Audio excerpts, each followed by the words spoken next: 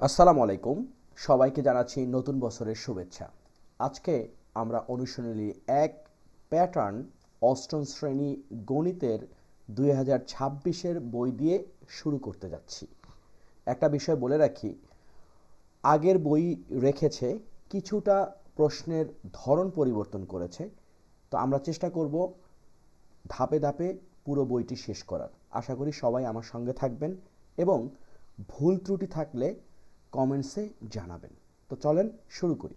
প্রশ্ন ১, লেখা আছে নিচের কোন ফলাফলটি ৯ দ্বারা বিভাজ্য সংখ্যা।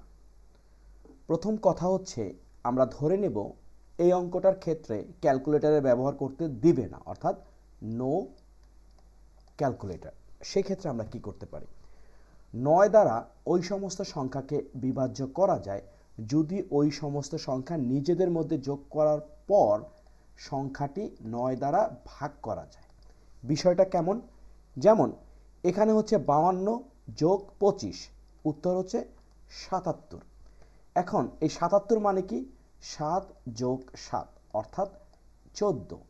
এই ১৪ কিন্তু আমরা ৯ দ্বারা ভাগ করলে ভাগফল বিভাজ্য হবে না, অর্থাৎ ভাগশেষ থাকবে, সুতরাং এটা হচ্ছে না। খ নাম্বার লেখা আছে ৫২৭ যোগ ৭২৫। আমরা এটাকে যদি যোগ করি আমরা পাবো হচ্ছে ১ ২ ৫ ২ অর্থাৎ ১২৫২।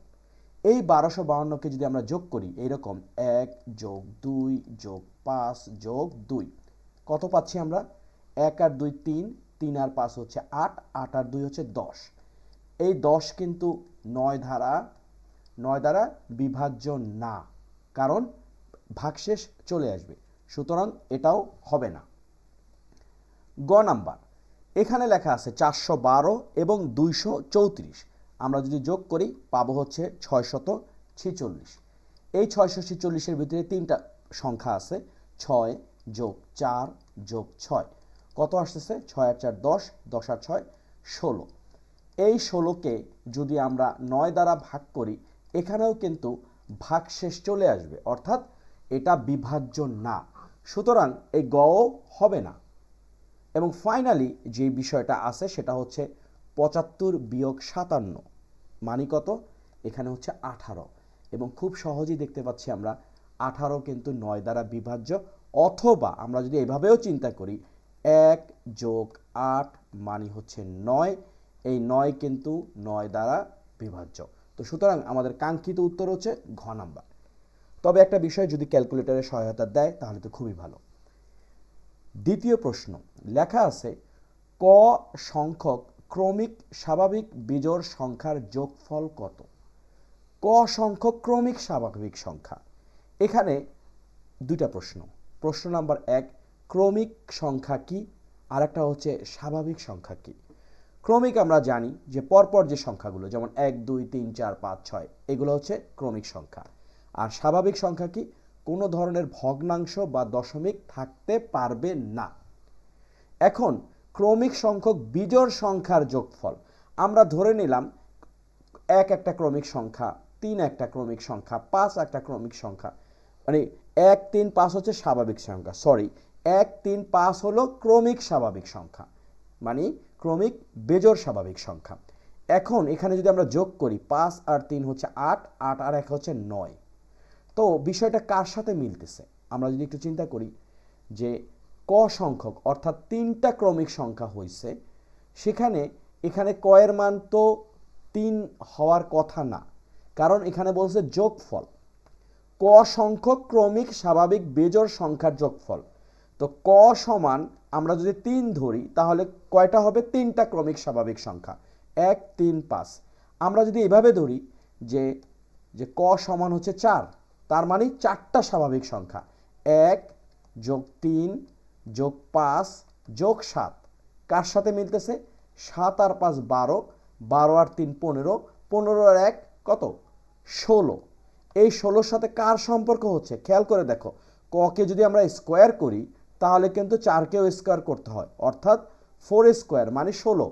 আবার কয়ের মান যদি ৩ হয়, ককে স্কোয়ার করলে কয় স্কোয়ার, আর ৩কে স্কোয়ার করলে ৯। এখানে কিন্তু ৫ যোগ ৩ যোগ ১ ৯ই কিন্তু আসতেছে, সুতরাং আমাদের উত্তর হচ্ছে ক স্কোয়ার। আমরা আরেকটু প্র্যাকটিস করি, যেমন ক সমান আমরা ধরলাম 5, তাহলে আমাদের উত্তর হওয়ার কথা কত? ক স্কোয়ার 5 স্কোয়ার মানে হচ্ছে 25। এখন দেখি 25 আসে কিনা। 5টা ক্রমিক স্বাভাবিক সংখ্যা, অর্থাৎ 1 3, আমরা যে যোগ চিহ্ন দিয়ে দিই, 3 5 যোগ 7 যোগ 9, 1টা 2টা 3টা 4টা 5টা হলো, 9 আর 7 হলো 16, 16 আর 5 কত? 21, 21 আর 3 হচ্ছে 24, 24 আর 1 হচ্ছে 25। সুতরাং আমাদের যে ক স্কয়ার এটা ঠিক আছে। ওকে, আচ্ছা, আমাদের 1 এবং 2 ডান। 3 নাম্বার প্রশ্নে কি লেখা আছে? প্রথম 3টি বেজোড় স্বাভাবিক সংখ্যার যোগফল একটি। প্রথম 3টি বেজোড় স্বাভাবিক সংখ্যার যোগফল একটি কি? এখন প্রথম 3টি বেজোড় স্বাভাবিক সংখ্যা আমরা অলরেডি যোগ করছিলাম, সেটা পাইছি হচ্ছে 9। প্রথম কথা হচ্ছে 9 একটি পূর্ণবর্গ সংখ্যা, এটা ঠিক কিনা? ইয়েস, এটা ঠিক, কারণ 9কে যদি আমরা রুট করি তাহলে 3 পাবো। পূর্ণবর্গ সংখ্যার শর্তটা কি? পূর্ণবর্গ সংখ্যার শর্তটা হচ্ছে কোনো সংখ্যাকে যদি আমরা বর্গমূল করি এবং সেই বর্গমূলের উত্তরটা বা ফলটা যদি একটি স্বাভাবিক সংখ্যা হয়, 9কে আমরা রুট করছি 3 পাইছি, 3 একটা স্বাভাবিক সংখ্যা, সুতরাং 9 একটি পূর্ণবর্গ সংখ্যা। যেমন 16কে যদি আমরা রুট করি তাহলে পাবো 4, সুতরাং এই 16 একটি পূর্ণবর্গ সংখ্যা। তার মানে এখানে প্রথম 3টি বেজোড় স্বাভাবিক সংখ্যার যোগফল একটি পূর্ণবর্গ সংখ্যা, এটা ঠিক আছে। তারপর প্রথম 3টি বেজোড় সংখ্যার যোগফল একটি বেজোড় সংখ্যা, 9 একটি বেজোড় সংখ্যা, তাই না? তো সুতরাং এটা ঠিক আছে। এরপরে বলছে কি মৌলিক সংখ্যা, এবার কিন্তু আর ঠিক নাই। কারণ কি? 9 কিন্তু মৌলিক সংখ্যা না। মৌলিক সংখ্যা কাকে বলে? যে সংখ্যাকে শুধুমাত্র দুটি সংখ্যা দ্বারা ভাগ করা যায়, এক হচ্ছে গিয়ে 1, আর একটা হচ্ছে ওই সংখ্যা নিজে, অর্থাৎ 9। সুতরাং 9কে কিন্তু আমরা এখন ভাগ করতে পারতেছি, 3 দ্বারাও ভাগ করতে পারতেছি, তাই না? সুতরাং 9 একটি যৌগিক সংখ্যা। আমাদের উত্তর হচ্ছে 3 এর উত্তর হচ্ছে 1 আর 2। কোনটা আছে দেখি, এই যে ক নাম্বার, 1 আর 2।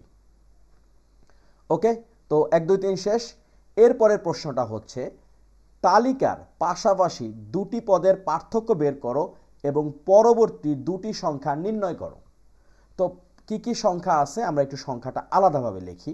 সংখ্যা আছে 7, তারপরে আছে 12, এরপরে আছে 17, তারপর আছে 22, তারপর আছে 27।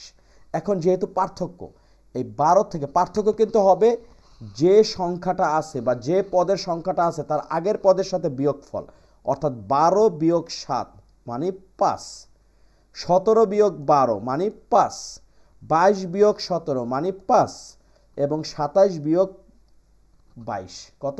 5। সুতরাং আমাদের এখানে উত্তরটা কি?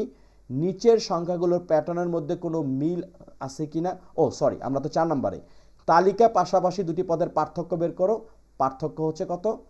5। আর আমাদেরকে বলছে পরবর্তী দুটি সংখ্যা নির্ণয় করো। সুতরাং 27-এর সাথে যদি আমরা 5 যোগ করি আমরা পাবো হচ্ছে 32, কারণ 32-এর থেকে 27 বাদ দিলে 5 পাবো, তাহলে একটা পাইলাম 32। আর আবার 32-এর সাথে যদি আমরা 5 যোগ করি পাবো হচ্ছে 37, সুতরাং এখানে হচ্ছে 37। Very simple. এখন খ নাম্বার তো ডান। খ নাম্বার হচ্ছে 6 17 28 39 50। প্রথমে দেখি পার্থক্য কি আছে। এই 17 থেকে 6 বাদ দিলে আমরা পাবো হচ্ছে 11, 28 থেকে 17 বাদ দিলে 11, 39 থেকে 28 বাদ দিলে 11, 50 থেকে 39 বাদ দিলে 11। সুতরাং 50-এর সাথে যদি আমি 11 যোগ করি, এখানে প্রথম কথা হচ্ছে পার্থক্য কত? পার্থক্য হচ্ছে 11। এরপর আমাদের বের করতে হবে পরবর্তী দুটি সংখ্যা, সেটা কি? এই 50-এর সাথে যদি 11 যোগ করি আমরা পাবো 61, 61-র সাথে 11 যদি যোগ করি আমরা পাবো হচ্ছে 72। আমাদের 4 নম্বর প্রশ্নের উত্তর ডান। 5 নাম্বার, নিচের সংখ্যা প্যাটার্নগুলোর মধ্যে কোনো মিল রয়েছে কি? প্রতিটি তালিকার পরবর্তী সংখ্যা নির্ণয় করো। আচ্ছা, আগে আমরা দেখি কোনো মিল আছে কিনা। প্রথমে হচ্ছে 1, তারপরে হচ্ছে 1, তারপরে হচ্ছে 2, তারপরে হচ্ছে 3, তারপরে হচ্ছে 5। এখন মিলটা দেখি, লক্ষ্য করো। 1 আর 1 যোগ করলে হচ্ছে 2, রাইট? আবার 1 আর 2 যোগ করলে হচ্ছে 3, 2 আর 3 যোগ করলে হচ্ছে 5, 3 আর 5 যোগ করলে হচ্ছে 8, 5 আর 8 যোগ করলে হচ্ছে 13, তার মানে মিল আসছে। এখানে মিলটা কি, একটি পদ আগের দুই পদের যোগফলের সমান। তাহলে এই প্রশ্নটা আমরা লিখতে পারি এইভাবে, ক নাম্বার, মিল রয়েছে। একটি পদ হলো আগের দুটি পদের যোগফল। ওকে, এখন বলছে যে প্রতিটি তালিকার পরবর্তী সংখ্যা নির্ণয় করো। এখন হচ্ছে পরবর্তী সংখ্যা, তাই না? পরবর্তী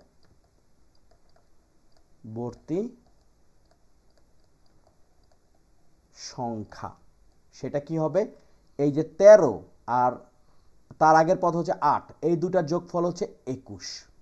সুতরাং আমাদের পরবর্তী সংখ্যাটি হচ্ছে 21। Very simple. এরপরের প্রশ্নটা কি দেখো, এখানে বলছে যে প্রথমে আছে 4, তারপরে 4, তারপরে 5, তারপরে 6, তারপরে 8, তারপরে 11। ইন্টারেস্টিং ব্যাপার, এখানে আসলে কোনো কি মিল আছে?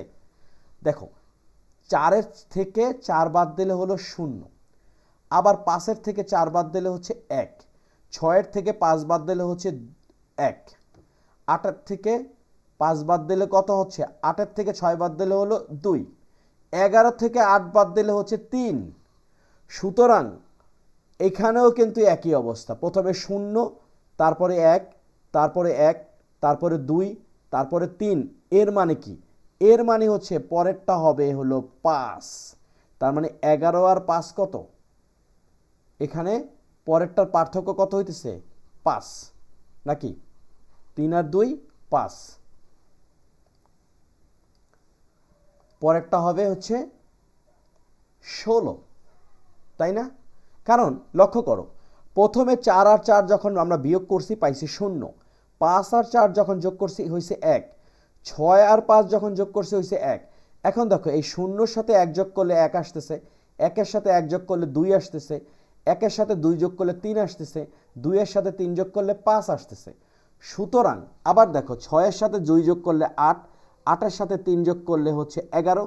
এখন স্বাভাবিকভাবে 11-র সাথে 5 যোগ করলে হবে 16। এখানে হচ্ছে মিল আছে, এবং এখানে এক পদ হতে আগের পদের পার্থক্য, এবং পার্থক্যগুলোর এক পদ হলো আগের পদের যোগফল। বিষয়টা একটু আবার ক্লিয়ার করি, আমার মনে হয় অনেকের কাছে একটু অস্পষ্ট থাকতে পারে। এখানে আছে 4, 4, 5, তারপরে হচ্ছে 6, 8 এবং 11। লক্ষ্য করি, এই 4-এর থেকে 4 বাদ দিলে আমরা পাচ্ছি 0, 5-এর থেকে 4 বাদ দিলে পাচ্ছি হলো আমরা 1, 6-এর থেকে 5 বাদ দিলে পাচ্ছি আমরা 1, আবার 8-এর থেকে 6 বাদ দিলে পাচ্ছি 2, 11 থেকে 8 বাদ দিলে পাচ্ছি 3। এখন এই যে পদের যে পার্থক্যগুলো আছে, এই পার্থক্যগুলো কি, এক পদের থেকে আরেক পদ আগের দুটি পদের যোগফলের সমান। মানে এই যে 0 আর 1 যোগ করলে 1 আসতেছে, 1 আর 1 যোগ করলে 2 আসতেছে, আবার 1 আর 2 যোগ করলে 3 আসতেছে। স্বাভাবিকভাবে পরের পদটা হবে 2 যোগ 3 মানে হলো 5, আর এই 11-র সাথে 5 যোগ করলে আমরা পাবো হচ্ছে 16। সেটাই হচ্ছে আমাদের পরবর্তী পদ। তো এই হচ্ছে আমাদের 5 নাম্বার প্রশ্ন, পরবর্তী পদ। পরবর্তী পদ সমান হচ্ছে 16। এখন আমরা 6 নাম্বার অঙ্কটা বোঝার চেষ্টা করব। 6 নাম্বার প্রশ্নে লেখা আছে 5, 13, 21, 29, 37। এটা আমাদের একটা উদ্দীপক দেওয়া আছে, এটা আপাতত আমাদের কাজে লাগছে না। আমাদের লাগতেছে কি, 29 ও 37কে দুইটি স্বাভাবিক সংখ্যার বর্গের সমষ্টি রূপে প্রকাশ করো। দুটি স্বাভাবিক সংখ্যার বর্গের সমষ্টি রূপে প্রকাশ করো, এটা বলতে আসলে কি বোঝায়? লক্ষ্য করি, আমরা যদি a square plus b square লিখি, এখানে a একটি স্বাভাবিক সংখ্যা, b একটি স্বাভাবিক সংখ্যা, এইটার একটা স্কোয়ার, b এর একটা স্কোয়ার, এইটাই কিন্তু দুটি স্বাভাবিক বর্গ সংখ্যার যোগফল। তাহলে আমাদের প্রশ্নে আছে 29। এই 29কে আমরা কিভাবে লিখতে পারি? প্রথম কথা হচ্ছে 29-এর সবচেয়ে নিকটস্থ পূর্ণবর্গ সংখ্যা বের করতে হবে। এই 29-এর থেকে ছোট সবচেয়ে নিকটস্থ পূর্ণবর্গ সংখ্যা হচ্ছে 25। এখন এই 29 থেকে যদি 25 বাদ দিই আমরা পাবো 4। লক্ষ্য করো, এই যে 25 আর 4 যদি যোগ করি, অর্থাৎ 25 যোগ 4, এটাকে আমরা কি লিখতে পারি? 25কে লিখতে পারি 5 স্কোয়ার প্লাস 4কে লিখতে পারি, অর্থাৎ 4কে লিখতে পারি 2 স্কোয়ার। দেখো, দুটি বর্গের সমষ্টি হয়ে গেল। এখানে আমাদের কি বলছে? যে দুটি স্বাভাবিক সংখ্যার বর্গের সমষ্টি রূপে প্রকাশ করো। আমরা করে ফেললাম। এটা হলো 29 গেল। এরপর হচ্ছে আমাদের 37। 37কে আমরা কি করতে পারি? দেখো, 37-এর সবচেয়ে নিকটস্থ পূর্ণবর্গ সংখ্যা হচ্ছে 36। এই 36-এর সাথে আমরা যদি 1 যোগ করি, অথবা 37-এর থেকে 36 বাদ দিলে 1 পাবো। এখন 36কে আমরা লিখতে পারি 6 স্কোয়ার প্লাস 1কে লিখতে পারি 1 স্কোয়ার। আমাদের উত্তর ডান। গ নাম্বার, তালিকার প্রথম 50টি সংখ্যার সমষ্টি নির্ণয় করো। বেশ ইন্টারেস্টিং একটা প্রশ্ন। তো চলো কাজটা ধাপে ধাপে করার চেষ্টা করি।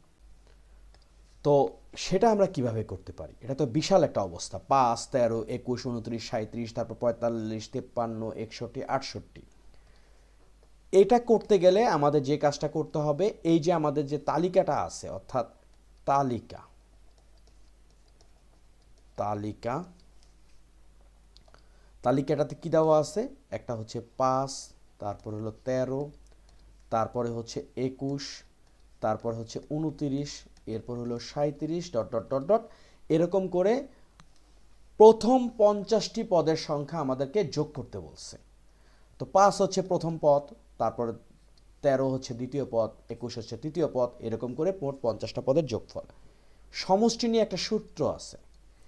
এই সূত্রটা বের করার আগে আমাদের কয়েকটা বিষয় লিখতে হবে। যেমন এখানে এখানে প্রথম পদ, সেটা কি? সেটা হচ্ছে 5। তারপরে হচ্ছে কি? তারপর হচ্ছে শেষ সংখ্যা। এখন শেষ সংখ্যাটা কত? শেষ সংখ্যা যদি আমরা বের করতে চাই, অর্থাৎ এখানে প্রথম পদ তো আমরা পাইলাম, তারপর হচ্ছে পদের পার্থক্য। পদের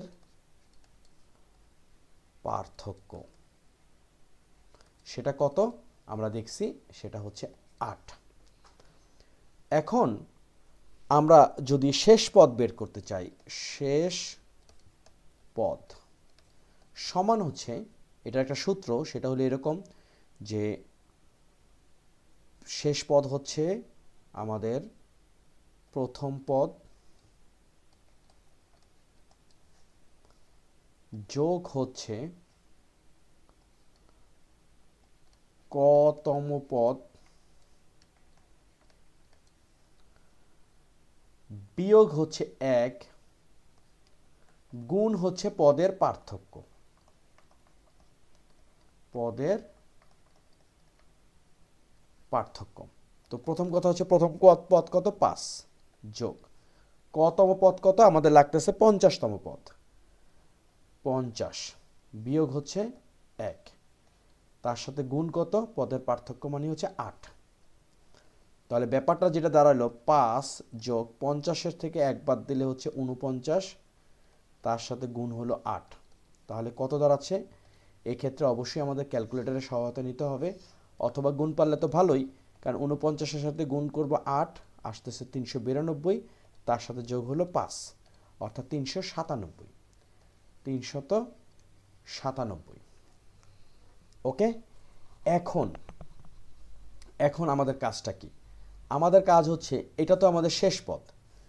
শেষ পদ পাইলাম, পদ সংখ্যা কত? 50। পদ সংখ্যা হলো 50। এখন আমাদের সমষ্টির সূত্রটা ব্যবহার করতে পারবো। সমষ্টির সূত্রটা হচ্ছে প্রথম পদ, তারপরে যোগ হচ্ছে শেষ পদ, ডিভাইড হচ্ছে 2, গুণ হচ্ছে পদ সংখ্যা। তাহলে ব্যাপারটা কি দাঁড়ালো? প্রথম পদ 5 যোগ শেষ পদ 397, ডিভাইড হচ্ছে 2, গুণ হচ্ছে পদসংখ্যা মানে 50। একটু ক্যালকুলেটর সহায়তা নিয়ে আবার 397 এর সাথে যদি আমরা 5 যোগ করি পাবো হচ্ছে 402। এই 402কে যদি আমরা 2 দ্বারা ভাগ করি আমরা পাবো 201, তাই তো? এই 201-এর সাথে আমরা যেটা করব গুণ করব হচ্ছে 50, তাহলে পাবো কত? 10,050। তাহলে উত্তর হলো 10,050। আশা করি আমরা এটা সবাই বুঝতে পারছি। আমরা আরও যখন প্র্যাকটিস করব এই বিষয়গুলো খুবই সহজ লাগবে। তো আজকের ভিডিওটা আমরা এখানেই শেষ করব। এটা হচ্ছে প্যাটার্নের অনুশীলনী 1 এর প্রথম পর্ব। ওকে, সো ধাপে ধাপে আমরা পুরো চ্যাপ্টারটা শেষ করার চেষ্টা করব। পরবর্তী পর্বে আমরা দেখব হচ্ছে নমুনা প্রশ্ন। এখানে বেশ কিছু বহু নির্বাচনী প্রশ্ন আছে, তারপরে হচ্ছে কিছু সৃজনশীল প্রশ্ন থাকবে, সেইগুলো আমরা আরও একটি পর্বের মাধ্যমে করার চেষ্টা করব। তো তোমরা সবাই ভালো থাকো, সুস্থ থাকো। আশা করি ভিডিওটি তোমাদের কাজে লাগবে। আর ভিডিও সম্বন্ধে কোনো ধরনের মন্তব্য থাকলে প্লিজ অবশ্যই পজিটিভ মন্তব্য, খারাপ হইতেই পারে, সেক্ষেত্রে সমালোচনা হবে, বাট আমরা নিজে অনেক বেশি পরিশ্রম করার চেষ্টা করব ভুল ধরার থেকেও। তো ভালো থাকো, সুস্থ থাকো, আল্লাহ হাফেজ।